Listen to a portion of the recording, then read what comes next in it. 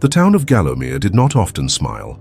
A somber village nestled between hills wrapped in fog, its cobbled streets carried the weight of forgotten winters and the weary boots of generations that never left. But once each year, on the eve of summer solstice, Gallowmere lit up. Strings of golden lanterns bloomed like fireflies across the town square. Children dashed between vendors selling candied chestnuts and trinkets carved from bone-white driftwood.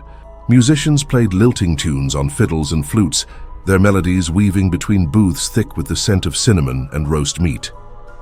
Laughter, rare and sincere, echoed through the narrow lanes.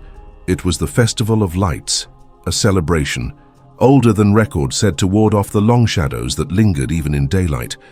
Every family took part. Every child received a token. This year the token was different. Amid the familiar stalls stood a new attraction, a wooden wagon painted in faded teal, its trim dusted with gold leaf worn from travel. A small stage unfolded from the side where a gaunt man in a red velvet coat and high-crowned top hat stood beneath a velvet awning stitched with runes. He was the Puppeteer. No one knew his name. No one recalled seeing him arrive, yet there he was, his pale hands dancing with eerie grace as marionettes sprang to life under invisible strings. They twirled and bowed, their carved faces locked in expressions too human, too knowing. The crowd gasped, entranced. Children stood motionless, eyes wide, as the puppets acted out a silent story of kings and beggars, of fire and storm, of a door that should never be opened. At the finale, the Puppeteer bowed low. "One puppet for each child," he said, his voice like wind against frost-glazed glass. No coin required, a gift for the longest night. Parents exchanged glances, some refused. But many, worn by joyless years and eager for wonder, accepted.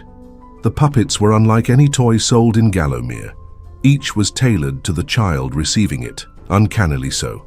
A girl who loved birds received a puppet with feathered wings.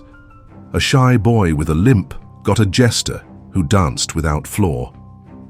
Each was carved with astonishing detail, down to the mole on a cheek, the tilt of a smile. When asked how he knew what to make, the Puppeteer only smiled. I listen. That night, the festival ended in a flurry of sparks and laughter. The Puppeteer vanished with the morning fog, and the children changed. It began subtly. Little Maisie Cartwright, once afraid of loud noises, began speaking in strange tongues during her sleep. Her parents thought it a phase, until she answered questions in her dreams.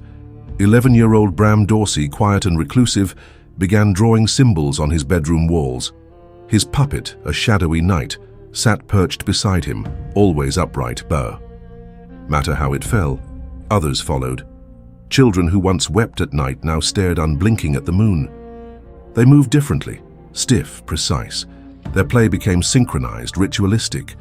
They spoke in unison, shared dreams, and knew things they shouldn't. A week passed before concern bloomed into fear.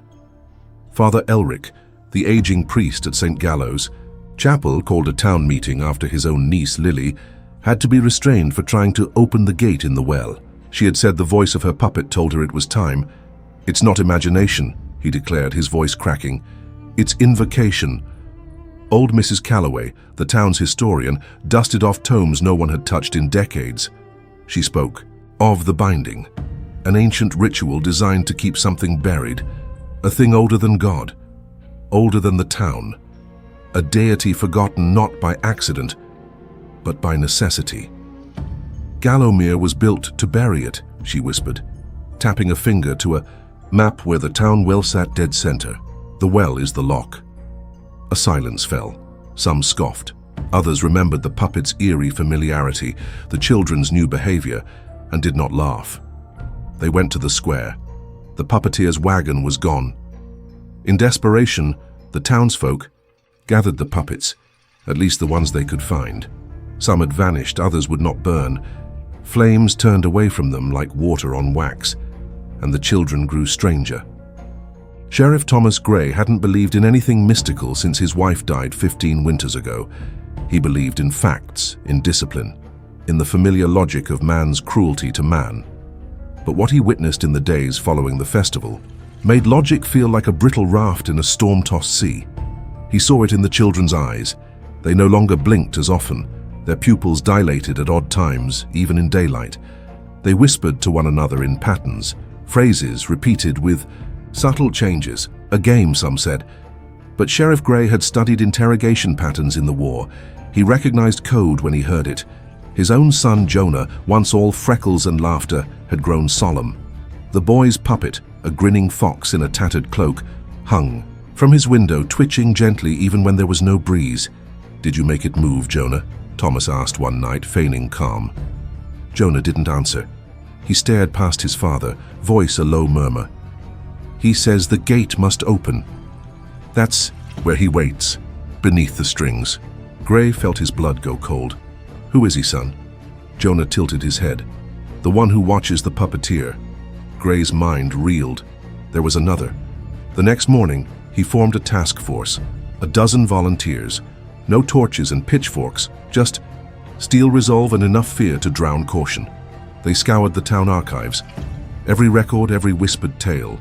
Calloway's books mentioned a forgotten god, one buried by 7 bloodlines, a pantheon exiled from mortal memory. They found stories of the puppeteer, not a man but a role.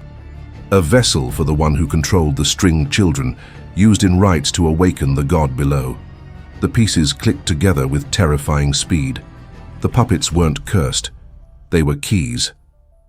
As the full moon approached, the children began to vanish at night. Not all of them, only those whose puppets remained intact. They disappeared from locked rooms, leaving no prints or sign of struggle. Their bedsheets were folded. Puppets gone. On the 6th night, they found one.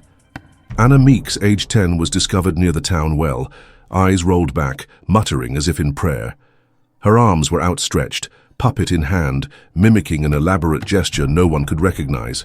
The symbols Bram had drawn on his wall reappeared in chalk around her feet, except now they glowed faintly, like embers in ash. She didn't respond to questions. Not even to her weeping mother. Calloway made the connection. "They're rehearsing," she said, clutching a volume bound in leather darkened by age. "The puppets are guides. The children are vessels. When the rite is complete, the gate opens and the god returns." Gray knew what had to be done. They gathered the remaining puppets and brought them to the church. There, Father Elric performed a rite of sanctification. Holy water hissed as it touched the carved wood. Some puppets convulsed in the fire. One even screamed, but it wasn't enough. That night, 6 more children vanished, including Jonah. Gray found the puppet's remnants on his son's bed. The head had been removed. The strings hung limp. On the pillow, a message was scrawled in charcoal. "You burned the shell, not the soul."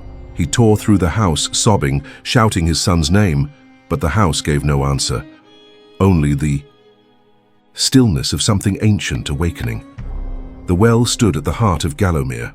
Walled in moss-covered stone, it had long since dried, or so they believed. When they removed the lid, they found only blackness and something that breathed. The descent was made by rope and torch.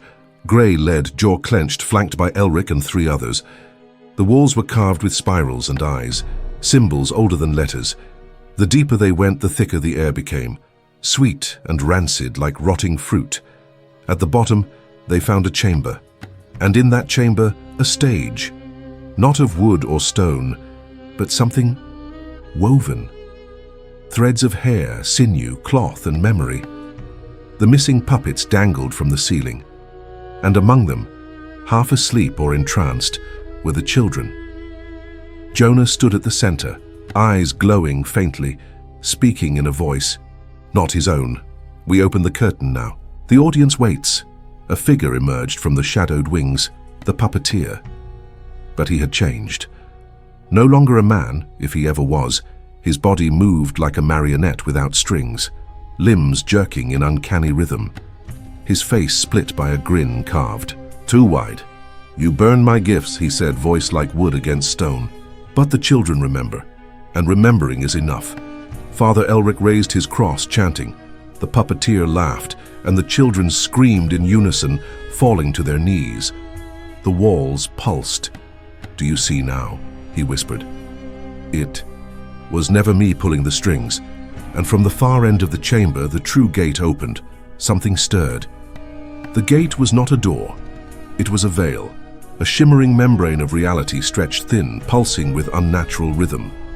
Beyond it writhed a darkness, not of shadow, but of unbeing. The human mind, conditioned to reject the incomprehensible, flinched. At its presence, Gray stared into it and felt his sanity fray like damp rope. Jonah, his son, stood at the edge. "Come home," Gray pleaded, stepping forward, torch trembling in his grip. Jonah turned, but his eyes were not his own. "They are coming," the voice said. "We are only the stage." Then the puppeteer raised both arms, and the children behind him mirrored the gesture. Threads, invisible until then, extended from their fingers, weaving through the chamber in an expanding web. The torchlight flickered, then dimmed, devoured by the growing dark. Elric shouted prayers, but the words fell flat. Holy rites had no purchase here, not in this hollow beneath the town, where the old god's breath had never ceased. Gray lunged, forward, fire in hand, rage in heart. The puppeteer stepped between him and Jonah, moving with unnatural swiftness. The flames licked his coat, but the body beneath twisted, writhing into a thing of sinew and smoke. He shrieked, not in pain but in triumph. The children began to chant, "Below the strings, beneath the mask, he waits in dark behind the task. Wake him in the deep, and lose the souls he dares to keep." One by one, the walls of the chamber began to dissolve, revealing vast corridors of moving flesh and polished bone. The well was not a well, it was a throat. Gallowmere was the lid of a sarcophagus. The puppeteer dropped to one knee, bowing toward the gate. "Come, O Lord of Forgotten Tongues, your name returns." Gray saw only one chance. He hurled the torch, not at the puppeteer, but at the stage. The threads caught. The woven floor ignited. Puppets burned, screaming.